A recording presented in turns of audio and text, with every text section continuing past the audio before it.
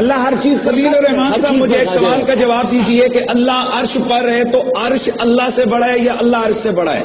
ذات کے اعتبار سے نہیں، اب بات آپ کو جواب دینا دیکھیے امام میں یہ کہہ رہا ہوں کہ یہ ایک موبائل ہے، یہ ڈبے پر ہے، دو ہی صورتیں کہ اللہ اس سے سے بڑی چھوٹا ہے کوئی یا چیز بڑا نہیں ہے۔ اگر اللہ عرش پر ہے اور عرش اگر سنیے میری، دیکھیں ہم نے آپ کی بات اب آپ نے سوال کیا تو میرا سوال تو کر لیا نا، میرا سوال پورا ہونے دیں۔ اللہ اگر عرش پہ ہے تو سوال یہ ہے کہ اللہ عرش سے بڑا ہے یا چھوٹا؟ اگر اللہ عرش سے چھوٹا ہے تو اکبر نہ ہوا، اور اگر اللہ عرش سے بڑا ہے تو جو آپ کہہ رہے ہو وہ پر نہ ہوا۔ ہمارا عقیدہ تو یہ اور ہونا چاہیے، اس پر امام اسحاق بن راہوے، امام بخاری، امام احمد بن حنبل سوال کے کل شیخ صاحب سے ایک سوال ہوا تھا تو اس کی ہم چاہتے ہیں کہ یہاں تمام بھائیوں کے سامنے وضاحت ہو جائے۔ ایک پروگرام ٹی وی پر چلا تھا اور اس پروگرام میں یہ بات کہی گئی تھی کہ اگر اللہ بڑا ہے تو وہ عرش پر نہیں ہے، اور اگر عرش بڑا ہے تو پھر اللہ بڑا نہیں ہے۔ تو اس حوالے سے تھوڑی وضاحت فرما رہے ہیں۔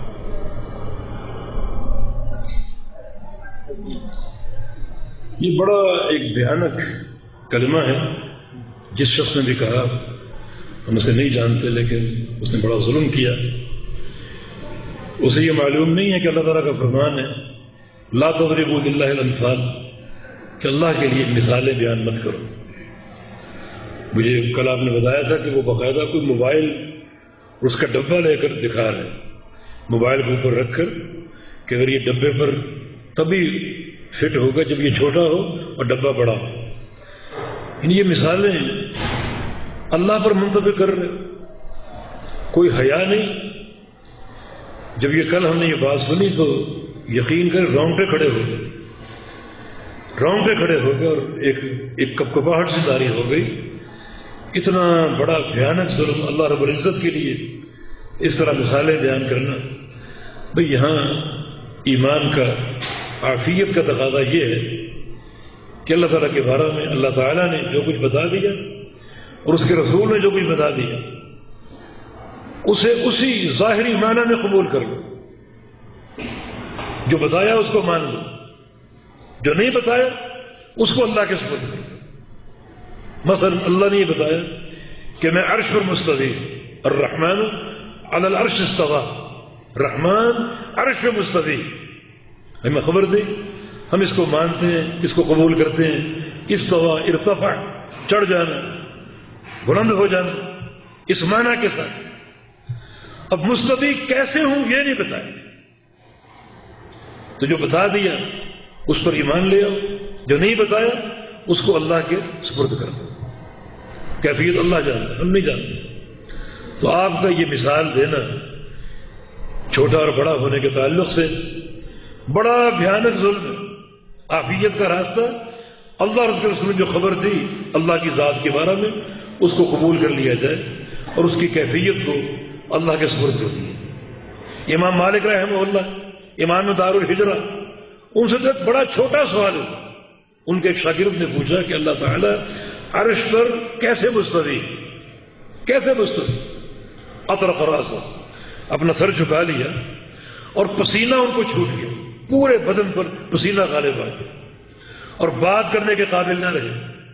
اور جب ہوش حواس کچھ درست ہوئے پھر آپ نے فرمایا الاستواء معلوم فالایمان به واجب والکیف مجہول والسؤال عنہ بدعۃ وما رأیت اسوأ منک قط۔ فرمایا کہ اللہ کا عرش مستوی ہونا معلوم ہے، معلوم ہے۔ ایک تو کتاب و سنت سے ثابت ہے، اور دوسرا جو اس کا معنی لغت عرب میں وہ معلوم ہے۔ ارتفاع، اوپر چڑھ جانا، بلند ہو جانا، یہ معلوم ہے، لیکن کیفیت معلوم نہیں۔ جو چیز معلوم ہے اس پر ایمان لانا واجب ہے، جو چیز معلوم نہیں ہے وہ اللہ کے سپرد ہے، اس کا سوال کرنا بدعت ہے۔ یعنی کچھ جواب بدعت ہوتے ہیں مگر کچھ عقیدے کے معاملے ایسے ہیں کہ وہ سوال ہی بدعت ہے، وہ سوال ہی نہیں کرنا چاہیے۔ تو اس شخص کا یہ جو بھی ہے، اس کا یہ مثال دینا یہ موبائل فون کے ذریعے یہ طریقہ ہی محدث اور بدعت ہے، پرلے درجے کی جہالت اور ایک ظلم عظیم۔ اللہ تعالیٰ کے لیے مثالیں بیان کرنا یہ کہاں کا انصاف؟ چنانچہ امام مالک نے فرمایا کہ کیفیت مجہول ہے، وہ اللہ کے سپرد ہے۔ اور پھر آخری بات آپ نے فرمائی کہ تجھ سے زیادہ بدترین انسان میں نے آج تک نہیں دیکھا، اور اپنے شاگردوں کو حکم دیا کہ اس کو اٹھاؤ، ہماری مجلس سے نکال دو، گھر سے نکال دو، اس مجلس میں یہ بیٹھنے کے قابل نہیں ہے، یہاں سے اس کو نکال دو، روانہ کر دو۔ یہ سلف صالحین کا عقیدہ۔ اور امام مالک کا یہ قول اللہ تعالیٰ کی ہر صفت پر جاری، ہر نام پر منطبق ہوگا۔ وہ سمیع ہے، وہ بصیر ہے، تو سمیع معلوم ہے، کیفیت معلوم نہیں۔ جو چیز معلوم ہے اس پر ایمان لانا فرض ہے، اور جو چیز معلوم نہیں ہے اس کا علم اللہ کے سپرد ہے۔ بصیر معلوم ہے، جو چیز معلوم ہے اس پر ایمان لانا فرض ہے۔ وہ کیسے دیکھتا ہے یہ معلوم نہیں، یہ کیفیت اللہ کے سپرد ہے۔ یہ تمام صفات پر یہ عقیدہ منطبق ہوگا۔ چنانچہ اس شخص کا یہ قول اختیار کرنا اور پھر یہ کہنا کہ اللہ تو ہر جگہ حاضر ناظر ہے، ہر جگہ موجود ہے، وہ عرش المستوی نہیں ہے، یہ عقیدہ بالکل باطل ہے۔ ہم قرآن و حدیث کی بات نہیں کرتے، اس شخص کے امام کا قول پیش کرتے ہیں، امام ابو حنیفہ رحمہ اللہ تعالی۔ ان کا قول ہے کہ جو شخص اللہ تعالیٰ کو عرش پر مستوی نہیں مانتا وہ کافر ہے، اور جو شخص اللہ تعالیٰ کو عرش پہ مستوی مانتا ہے مگر اسے معلوم نہیں کہ عرش اوپر ہے یا نیچے، وہ بھی کافر ہے۔ اللہ تعالیٰ امام ابو حنیفہ رحمہ اللہ کی شخصیت پر کروڑہا رحمتیں برسائے، عقیدے کی بات کی بڑی پختگی کے ساتھ۔ جو اللہ تعالیٰ کو عرش پہ مستوی نہیں مانتا وہ کافر، اور جو عرش پہ مستوی مانتا ہے مگر اس کو شک ہے کہ عرش اوپر ہے یا نیچے ہے، وہ بھی کافر۔ اور یہاں انکار کیا جائے کہ اللہ عرش پر مستوی نہیں ہے، ہر جگہ حاضر۔ پورے قرآن و حدیث میں اللہ تعالیٰ کے لیے حاضر کی صفت استعمال ہوئی ہے۔ یہاں علماء موجود، ان سے پوچھیں، قرآن و حدیث میں، کتاب و سنت میں اللہ تعالیٰ کے لیے حاضر کی صفت استعمال ہوئی؟ صفات ساری توقیفی ہیں، کوئی بندہ اپنی رائے سے اللہ تعالیٰ کی کسی صفت کا تعین نہیں کر سکتا، یہ توقیفی ہیں، ان کی معرفت اللہ کی خبر اور اس کے علم پر موقوف ہے۔ اللہ نے بتایا ہمیں کہ میں ہر جگہ حاضر ہوں، حاضر اس کا لقب ہے، اس کی صفت ہے نہیں، کیسے ہو سکتی؟ لفظ حاضر جو ہے اس میں کمی، کوتاہی، نقص اور عیب ہے۔ یہ لفظ اس میں کمال نہیں ہے کوئی۔ اپنی زندگی میں لے لیجیے، آپ کا کفیل آپ کو حکم دے کوئی فلاں کام کرو، آپ کہتے ہیں حاضر، حاضر یا سیدی حاضر، یہ تواضع ہے۔ آپ تواضع اختیار کر کے کفیل سے کہتے ہیں میں حاضر، یہ کام کروں گا۔ اس لفظ میں تواضع ہے، اللہ کے لیے تواضع نہیں ہے، اللہ کے لیے تکبر، الکبریاء اور ردائی بالعز و اداری، تکبر میری چادر، اللہ کے لیے تواضع نہیں۔ عدالت لگتی ہے، کیا کہا جاتا ہے؟ جج تشریف لے آیا اور ملزم بھی حاضر ہے، ملزم کے لیے حاضر کا لفظ ہے۔ ہمارے ہاں چھوٹے بچے ہوتے تھے، اسکول جاتے تھے، استاد حاضری لیتا تھا، نام لیتا، فلاں عبداللہ، عبداللہ کہتا حاضر جناب، ہے نا تواضع اس میں؟ اللہ کے لیے ایسی کوئی صفت نہیں جس میں تواضع ہو، نفس کا پہلو ہو، اور پورے ذخیرہ کتاب و سنت میں لفظ حاضر اللہ کے لیے ثابت ہی نہیں۔ تیسری بات ایک، اللہ تعالیٰ اگر ہر جگہ موجود ہے بقول ان کے، تو پھر یہ صفت کمال نہیں۔ ہر جگہ موجود ہو کر، ہر جگہ پہنچ کر، اس جگہ کا علم میں بھی لے سکتا ہوں، آپ بھی لے سکتے ہیں۔ پرسوں میں کراچی میں تھا، یہ جگہ میں نے نہیں دیکھی تھی، مجھے اس کا علم نہیں تھا، آج یہاں پہنچ گیا، مجھے اس کا علم آ گیا، اتنے کمرے، اتنے ستون اور یہ ساری چیزیں، اس کا علم پہنچ کر علم لینا یہ تو مخلوق بھی کر سکتی، خالق کائنات بھی ہر جگہ موجود ہو کر اس کا علم لے، یہ کمال نہیں. کمال یہ ہے کہ وہ عرش پہ مستوی ہے. عرش پر کتنا اوپر؟ نبی علیہ السلام کی احادیث کہ زمین سے آسمان تک 500 سال کی مسافت کا فاصلہ. آسمان کا موٹاپا 500 سال کی مسافت کا. پہلے آسمان سے دوسرے آسمان تک 500 سال، تیسرے پھر چوتھے پھر پانچویں چھٹے ساتویں. اوپر سمندر جس کی تہ سے لے کر سطح تک 500 سال کا فاصلہ.